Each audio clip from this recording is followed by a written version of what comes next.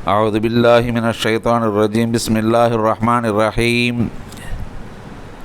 نحمده ونستعينه ونصلي على رسوله الكريم. أما بعد، قال الله تعالى في القرآن العظيم: رب اشرح لي صدري ويسر لي أمري واحلل عقدة من لساني يفقهوا قولي. صدق الله العلي العظيم. اللهم صل على سيدنا محمد وعلى آل سيدنا محمد كما صليت على إبراهيم وعلى آل إبراهيم إنك حميد مجيد. அன்பிற்குரிய பெரியோர்களே, சகோதரர்களே, கண்ணியமான தாய்மார்களே, அஸ்ஸலாமு அலைக்கும் வரஹ்மத்துல்லாஹி தஆலா பரகாத்துஹு. அல்லாஹ் ரப்புல் ஆலமீன் தனது இறுதி தூதராக ஹஜ்ரத் முஹம்மது ஸல்லல்லாஹு அலைஹி வஸல்லம் அவர்களை இந்த உலகிற்கு அனுப்பினான். அந்த முஹம்மது ஸல்லல்லாஹு அலைஹி வஸல்லம் அவர்கள் பிறந்த ஊர் மக்கமா நகரம். மக்கமா நகரம் என்று சொன்னாலே அங்கு பிரதானம் அங்கிருந்த காபா. ஹஜ்ரத் முஹம்மது ஸல்லல்லாஹு அலைஹி வஸல்லம் அவர்கள் மக்காவில் பிறந்தபோதும் காபா இருந்தது, அதற்கு முன்பும் அங்கே காபா இருந்தது. ஹஜ்ரத் ஆதம் அலைஹிஸ்ஸலாம் அவர்கள் முதல் அல்லது அதற்கு முன் வானவர்களுடைய தவாஃபில் இருந்ததாக கூட சொல்லப்படும் அளவிற்கு நீண்ட பாரம்பரியம் உள்ள அந்த நகரமும் அதில் இருக்கும் காபாவும் வரலாற்று சிறப்புடையது. ஹஜ்ரத் இப்ராஹிம் அலைஹிஸ்ஸலாம் அவர்கள் அந்த காபாவை கட்டி எழுப்பிய பிறகு அன்று முதல் ஹஜ்ரத் முஹம்மது ஸல்லல்லாஹு அலைஹி வஸல்லம் அவர்கள் அங்கு பிறந்து வளர்ந்து ரசூலாக வரும் வரையிலும் அந்த நகரம் தொடர்ந்து ஹஜ் செய்யக்கூடிய இடமாகவே இருந்தது. ஹஜ்ரத் இப்ராஹிம் அலைஹிஸ்ஸலாம் அவர்களுக்கு பின்வந்த நபிமார்கள் எல்லோரும் கொண்டு வந்த தீன், அவர்களுடைய மார்க்கம் ஒன்றாகத்தானே இருந்தது. எனவே அனைவரும் அல்லாஹ்வை நாடியவர்களாக அந்த காபாவிற்கு ஹஜ் செய்ய வந்து கொண்டிருந்தார்கள். அந்த நிலை தொடர்ந்து கொண்டே இருந்தது. அதனால் மக்கமா நகரம் காபாவை வைத்து சிறப்பு பெற்றே இருந்த ஒரு நகரமாகும். அங்குதான் ஹஜ்ரத் முஹம்மது ஸல்லல்லாஹு அலைஹி வஸல்லம் அவர்களும் பிறந்தார்கள். இந்த மக்கமா நகரம் என்பது ஹஜ்ரத் முஹம்மது ஸல்லல்லாஹு அலைஹி வஸல்லம் அவர்களின் குடும்பத்திற்கும் இந்த காபாவிற்கும் ஒரு தனித்தொடர்புடைய நகரமாகும், காபாவாகும். ஏனென்று சொன்னால் இதன் பராமரிப்பில் தொடர்ந்து ஹஜ்ரத் முஹம்மது ஸல்லல்லாஹு அலைஹி வஸல்லம் அவர்களுடைய முன்னோர்கள் அந்த பராமரிப்பில் தொடர்ந்து இருந்து வந்துள்ளார்கள். ஹாஷிம், குசை, இன்னும் அப்துல் முத்தலிப், இப்படியாக வரிசை தொடராக அவர்களின் குடும்பம் அங்கே கோலோச்சி வந்தது. அந்த நகரம் அவர்களுக்கு அதிகாரத்தை கொடுத்த ஒரு நகரமாகத்தான் இருந்தது. வளமிக்க ஒரு குடும்பத்தில், சிறப்பான ஒரு குடும்பத்தில், நல்லதொரு தாய் தந்தையருக்கு செல்வாக்கு மிக்க ஒரு தாய் தந்தையர் மற்றும் பாட்டன்கள், இப்படியாக வரிசை தொடரில் சிறப்பு மிக்கவராகவே நல்ல குடும்பத்தில் ஹஜ்ரத் ஸல்லல்லாஹு அலைஹி வஸல்லம் அவர்கள் பிறந்தார்கள். குறைஷி என்று சொன்னாலே அவர்கள்தான் அந்த காபாவுடைய முதன்மை அணிகளில் முதலாம் அவர்களாக இருந்தார்கள். அவர்களின் கைகளில்தான் அந்த நகரத்தின் அரசுரிமை இருந்தது. அப்படிப்பட்ட ஒரு சிறப்பிற்குரிய குடும்பமாகத்தான் ஹஜ்ரத் ஸல்லல்லாஹு அலைஹி வஸல்லம் அவர்களுடைய குடும்பமும் இருந்தது. என்றாலும் கூட அந்த மக்கமா நகரத்தில் இருந்த பல்வேறு குழுக்களுக்கு மத்தியில் அவர்களுடைய குழு சார்ந்த பெருமைகளும், இன்னும் தம் முன்னோர்களை குறித்த பெருமையும், பாரம்பரிய நாகரிக புதுமைகளும் அவர்களுக்கு மத்தியிலே போட்டியை கொண்டிருந்தன. நீயா நானா என்ற அந்த நிலைப்பாடு அங்கு நிறைந்திருந்தது. அதனால் அவர்களிடையே ஒருவருக்கொருவர் பகையும் கூட கொண்டிருந்தார்கள், பொறாமையும் இருந்தது. இந்த பொறாமைதான் ஹஜ்ரத் முஹம்மது ஸல்லல்லாஹு அலைஹி வஸல்லம் அவர்களுக்கு எதிராக நின்றதை நாம் இங்கே பேசப்போகிறோம். அருமைக்குரியவர்களே, ஹஜ்ரத் முஹம்மது ஸல்லல்லாஹு அலைஹி வஸல்லம் அவர்கள் ரசூலாக வந்து அந்த மக்களுக்கு மத்தியிலே பிரச்சாரத்தை தொடங்குகின்றார்கள். அவர்கள் அல்லாஹ்வுடைய ரசூலாக அங்கீகரிக்கப்பட்டு வீதியில் இறங்கி பிரச்சாரம் செய்யும் அந்த நேரத்தில் அதுவரையிலும் அந்த ரசூலோடு அந்த மக்கள் எப்படி இருந்தார்கள் என்று சொன்னால், அவர்களை போற்றுதலுக்குரியவராக வைத்திருந்தார்கள், மிக உயர்ந்த பார்வையில் வைத்திருந்தார்கள். அவர்களை அஸ்ஸாதிகுல் அமீன், நம்பிக்கைக்குரிய உண்மையாளர் என்ற அடைமொழியோடு அழைத்தார்கள். அவர்கள் எதையாவது சொன்னால் அதை கேட்டார்கள், அதை உண்மை என்று நம்பினார்கள். அப்படிப்பட்ட ஒருவர்தான் இப்போது ரசூலாக வந்து அவர்களுக்கு மத்தியிலே அல்லாஹ்வின் வார்த்தைகளை எடுத்துரைக்கின்றார். ஆனால் இதுவரை அவரை போற்றியவர்கள் இப்போது தூற்றத் தொடங்குகிறார்கள். அவரை புறக்கணிக்கிறார்கள், ஏற்க மறுக்கின்றார்கள். பிரச்சனை அங்கே முற்றுகிறது. காரணம் என்ன? இதற்கு என்ன காரணம்? அல்லாஹ் ரப்புல் ஆலமீன் அவர்களுக்கு மீண்டும் மீண்டும் எடுத்து கூறிக்கொண்டே இருந்தான், இந்த ரசூல் உங்களுக்கு அந்நியர் அல்ல, இந்த ரசூல் உங்களிடமிருந்தே வந்தவர். லக்கது ஜாக்கும் ரசூலும் மின் அன்ஃபுசிக்கும், உங்களிடத்திலிருந்தே வந்திருக்கும் தூதர் இவர். இவர் உங்களிடத்திலிருந்தால் வந்திருக்கின்றார். நீங்கள் அரபுகள், அவரும் அரபி. உங்களுடைய குறைஷி குலம் அதுதான் அவருடைய குலமும். நீங்கள் எதையெல்லாம் செய்கின்றீர்களோ அனைத்தையும் செய்பவர் அவர். அவருடைய பண்பாடும் உங்களுடைய கலாச்சார பண்பாடும் ஒன்றுதான். நீங்கள் இருக்கும் அனைத்தும் ஒன்றுதானே. அப்படிப்பட்ட உங்களிலிருந்தே ஒரு ரசூல் வந்திருக்கிறார், அவர் உங்களுக்கு சொல்லுகின்றார். ஏன் கேட்க மறுக்கிறீர்கள்? இது அல்லாஹ்வுடைய தொடர் கேள்வி. இப்படியாக அவர்களுக்கு அல்லாஹ் சொல்லி கொண்டு தான் இருந்தான். ஆனாலும் அவர்கள் எதையும் கேட்க தயாரானவர்களாக இல்லை. அல்லாஹ் மீண்டும் மீண்டும் சொன்னான், கமா அர்சல்னா ஃபீக்கும் ரசூலம் மின்கும் யத்லூ அலைக்கும் ஆயாத்தினா வயுஸக்கீக்கும் வயுஅல்லிமுக்குமுல் கிதாப வல் ஹிக்மத வயுஅல்லிமுக்கும் மா லம் தகூனு தஅலமூன். அந்த ரசூல் உங்களிடத்தில் வந்து என்ன செய்கின்றார்? எதை சொல்லுகின்றார்? அவர் கமா அர்சல்னா ஃபீக்கும் ரசூலம் மின்கும், உங்களிலிருந்தே ஒரு தூதரை அனுப்பியிருக்கிறோம். யத்லூ அலைக்கும் ஆயாத்தினா, அவர் நம்முடைய அத்தாட்சிகளை உங்களிடத்திலே ஓதி காண்பிக்கின்றார். வயுஸக்கீக்கும், உங்களை பரிசுத்தப்படுத்தி கொண்டிருக்கிறார். வயுஅல்லிமுக்குமுல் கிதாப வல் ஹிக்மா, உங்களுக்கு வேதத்தையும் ஞானத்தையும் கற்றுக் கொடுத்து கொண்டிருக்கிறார். மேலும் வயுஅல்லிமுக்கும் மா லம் தகூனு தஅலமூன், நீங்கள் எதையெல்லாம் அறியாமல் இருந்தீர்களோ அவற்றையெல்லாம் உங்களுக்கு சொல்லிக் கொடுக்கின்றார், கற்றுக் கொடுக்கின்றார். இதைத்தானே அந்த ரசூல் செய்கின்றார். அவரை ஏன் நீங்கள் ஏற்க மறுக்கிறீர்கள் என்று அல்லாஹ் அவர்களை பார்த்து கடிந்து கேட்டபோதும் கூட அவர்களில் அதிகமானோர் அவ்வளவு எளிதில் இந்த மார்க்கத்தை ஏற்க முன்வரவில்லை. மாறாக இவர்களின் நிலைதான் இப்படி. ரசூல் அவர்களை புறக்கணித்து அவர்களுக்கு தொல்லையும் துயரமும் கொடுத்து கொண்டிருந்தார்கள் என்று சொன்னால், அவர்களின் தொல்லையும் துயரமும் எந்தளவிற்கு சென்றது என்று சொன்னால், ஹஜ்ரத் முஹம்மது ஸல்லல்லாஹு அலைஹி வஸல்லம் அவர்களும் அவர்களை பின்தொடர்ந்த சஹாபாக்களும் மிக பெரும் துன்பங்களையும் துயரங்களையும் சந்திக்கும் அளவிற்கு நிலைமை சென்றது. சொல்லனா துயரம், கடுமையான தாக்குதல்கள், பெரும் பெரும் பிரச்சனைகள், எல்லா வகையிலும் துன்பம் துயரங்கள், சகிக்க முடியாமல் தவிக்கும் நிலை அங்கே ஏற்பட்டது.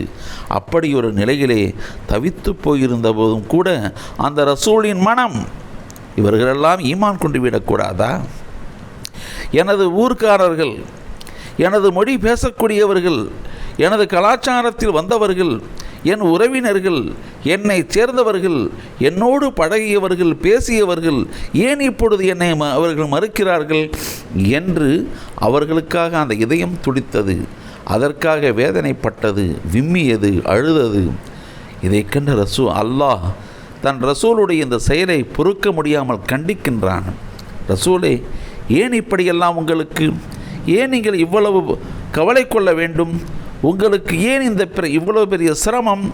நீங்கள் நான் எதை சொன்னேனோ அதை எடுத்துரைத்து விட்டால் அதுவே போதுமானது தானே. வமா அலைக்க இல்லல் பலா, நீங்கள் எடுத்து கூறிவிட்டால் போதுமே.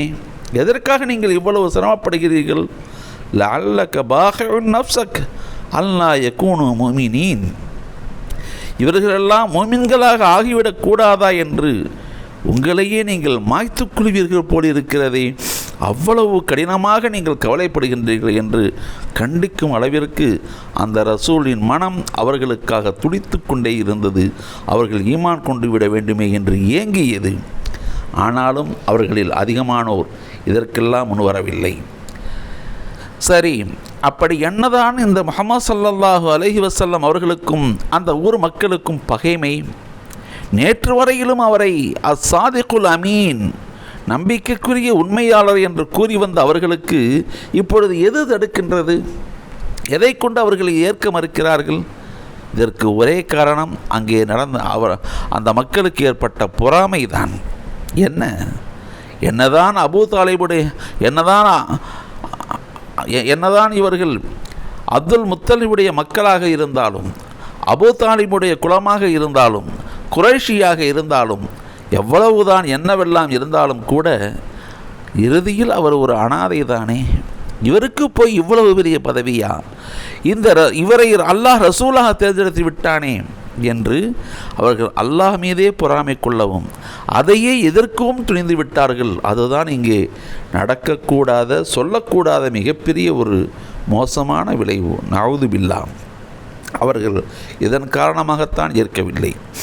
பின்னொரு காலத்தில் அபூஜஹலிடத்திலே கேட்கப்படுகிறது, அவருக்கும் உங்களுக்கும் என்ன பகைமை, ஏன் இப்படியெல்லாம் அவரை துன்புறுத்துகிறீர்கள் என்று கேட்டபோது அபூஜஹல் தெளிவாக பதில் சொல்லுகின்றார், எங்களுக்கு என்ன பகைமை வேண்டி இருக்கிறது, நாங்களெல்லாம் ஒரு தாய் மக்கள்தான், ஒன்றாக பிறந்தவர்கள், ஒன்றாக விளையாடியவர்கள், ஒன்றாக வாழ்ந்தவர்கள், ஓரிடத்திலே ஒன்று கூடி பேசக்கூடியவர்கள், எங்களுக்கு மத்தியிலே எந்த பிரச்சனையும் இல்லை. ஆனால் பிரச்சனை என்னவென்று சொன்னால், நாங்களும், அதாவது அபூஜஹலின் குடும்பமும் அந்த முஹம்மதுடைய குடும்பமும் சரிசமமான நிலையில்தான் இருக்கின்றோம். அவர்கள் இந்த காபாவை நிர்மாணித்தார்கள், நாங்களும் அதை செய்கின்றோம். அவர்கள் இந்த காபாவிற்கு பராமரிப்புகளை செய்கின்றார்கள், நாங்களும் தான் செய்கின்றோம். அவர்கள் இங்கு வரும் ஹாஜிகளுக்கு தண்ணீர் புகட்டுகின்றார்கள், நாங்களும் தான் செய்கின்றோம். அவர்கள் உணவளிக்கின்றார்கள், நாங்களும் தான் உணவளிக்கின்றோம். அவர்கள் செய்கின்ற அனைத்தையும் நாங்களும் தான் செய்து வருகின்றோம். ஆனால் எங்களையெல்லாம் விட்டு அது என்ன அவருக்கு அந்த பதவி கிடைப்பது, எங்களுக்கு கிடைக்கக்கூடாதா? அதனால் தான் நாங்கள் எதிர்க்கிறோம் என்று தெளிவாகவே அபூஜஹல் சொன்ன விஷயம் அங்கே பதிவு பெற்றிருக்கிறது. அப்படி என்றால் அந்த மக்களின் மனம் எதை நாடி இருக்கிறது என்று சொன்னால், ஹஸ்ரத் முஹம்மது ஸல்லல்லாஹு அலைஹி வஸல்லம் அவர்களுடைய உண்மைத்தன்மையை அவர்கள் மறுக்கவில்லை. அவர்களுக்கு அல்லாஹ்விடமிருந்து வஹி வருகிறது என்பதையும் மறுக்கவில்லை, அல்லாஹ்வையும் அவர்கள் மறுக்கவில்லை. ஆனால் இந்த ரசூல், இவரை எப்படி ரசூலாக ஆக்கலாம், அல்லாஹ் எப்படி இவருக்கு இந்த பதவியை தரலாம், இதுதான் அவர்களின் நோக்கமாக இருந்தது, குற்றச்சாட்டுதலாகவும் இருந்தது. நஅூது பில்லாஹ். அல்லாஹ் மீதே இவர்கள் வன்மத்தை கக்கினார்கள், எதிர்ப்பை தெரிவித்தார்கள். அல்லாஹ்வே ஒரு இடத்திலே அதை குறிப்பிடுகின்றான், வகாலு லவ்லா நுஸில ஹாதல் குர்ஆனு அலா ரஜுலின் மினல் கரியத்தைனி அலீம். இந்த முஹம்மது மீது இறங்கி இருக்கிறதே இந்த குர்ஆன், இவர் மீது இறங்காமல் அதோ அந்த மாநகரங்கள் இரண்டில் எந்த வேறொரு மனிதர் மீதாவது இறங்கி இருக்கக்கூடாதா என்று அவர்கள் கேட்கின்றார்கள். அவர்கள் நிலை இதுதான், அவர்களுடைய நோக்கம் அதுதான். முஹம்மதுக்கு வந்து விட்டதே, இதுதான் அங்கே பிரச்சனை. அப்படிப்பட்ட நோக்கத்தில்தான் அவர்கள் அங்கே ரசூலை எதிர்க்கவும் அவர்களை புறக்கணிக்கவும் துணிந்தார்கள். இதன்றி வேறு காரணம் இல்லை. அருமைக்குரியவர்களே, ஹஸ்ரத் முஹம்மது ஸல்லல்லாஹு அலைஹி வஸல்லம் அவர்கள் மாசற்ற மாமனிதராக அந்த நகரத்திலே பிறந்து அங்கேயே தன்னுடைய உள்ளமையை வெளிக்காட்டி வாய்மை, நேர்மை, உண்மை அனைத்தையும் எல்லோருக்கும் தெரிவித்து மக்களோடு மக்களாக சேர்ந்து வாழ்ந்து அவர்களோடு எல்லாவற்றையும் பேசி பழகி வாழ்ந்தவர்கள்தான். எவ்வித குறைகளுக்கும் அப்பாற்பட்ட உத்தம நிலையில் இருந்த அவரைத்தான் அந்த ஊர் மக்கள் கொண்டாடி தீர்த்து கொண்டிருந்த அந்த காலத்தில் தன்னை ரசூல் என்று சொன்ன மாத்திரத்தில் அப்போது மட்டும் விலகி கொண்டு தூரமாகி போன அந்த மக்கள் பரிதாபத்திற்குரியவர்கள். என்றாலும் அவர்களிலே பல பேர் ஈமான் கொண்டு விட்டார்கள். இன்னும் சொல்லப்போனால் ஃபதஹ மக்கா என்று சொல்லக்கூடிய மக்காவின் வெற்றிக்கு பின்னால் முழுமையாக அந்த நகரத்தில் இருந்த எல்லோரும் அதிகமானோர் ஈமான் கொண்டு விட்டார்கள் என்ற போதும் கூட அவர்களின் எதிர்ப்பு பலமாகவே இருந்தது, கடுமையாகவே இருந்தது. அவர்கள் ஹஸரத் முஹம்மது ஸல்லல்லாஹு அலைஹி வஸல்லம் அவர்களையும் துன்பப்படுத்தினார்கள், அவர்களுடைய சஹாபாக்களையும் துன்பப்படுத்தினார்கள். இன்னும் சொல்லப்போனால் அவர்களின் குடும்பத்தைச் சேர்ந்தவர்களே கூட அந்த ரசூலை கடுமையாக எதிர்த்தார்கள். குறிப்பாக அபூ லஹப் என்று நாம் அறியக்கூடிய ரசூல் ஸல்லல்லாஹு அலைஹி வஸல்லம் அவர்களின் பெரிய தந்தைமார்களில் ஒருவரான அவரும் இந்த எதிர்ப்பில் கடுமையாக இருந்தார். அவர் மட்டுமல்ல, அவர் மனைவியும் இந்த எதிர்ப்பில் தன்னை கடுமையாகவே காட்டிக்கொண்டிருந்தார். அதனால்தான் அல்லாஹ் அவரை கண்டித்து ஒரு சூறாவையே இறக்கியிருக்கின்றான். தப்பத் யதா அபீ லஹபின் என்ற சூறா அதில் முழுமையாக பேசப்படுகிறது. இந்த சூரா இறங்கிய பிறகு அதிலே அந்த அபூலஹபையும் அவர் மனைவி உம்மு ஜமீலையும் குறிப்பிட்டு அல்லாஹ் சொல்லுகின்றான். இதை கேட்ட மாத்திரத்தில் கோபமடைந்த அந்த உம்மு ஜமீல் ஒரு நாள் காபாவிலே ஒரு பாறாங்கல்லோடு உள்ளே நுழைகின்றாள். அங்கே ஹஜ்ரத் முஹம்மது ஸல்லல்லாஹு அலைஹி வஸல்லம் அவர்களும் அவர்களின் உற்றதோடர் அபூபக்கர் சித்திக் ஆகிய இருவரும் அங்கே ஹத்தீம் என்று சொல்லக்கூடிய ஹஜர இஸ்மாயில் என்று சொல்லக்கூடிய அந்த காபாவை ஒட்டியுள்ள திண்ணையின் மீது அமர்ந்து கொண்டிருக்கும் அந்த நேரத்தில் அவள் தன் கைகளில் கல்லை ஏந்தி கொண்டு வேகமாக உள்ளே வருகின்றாள்.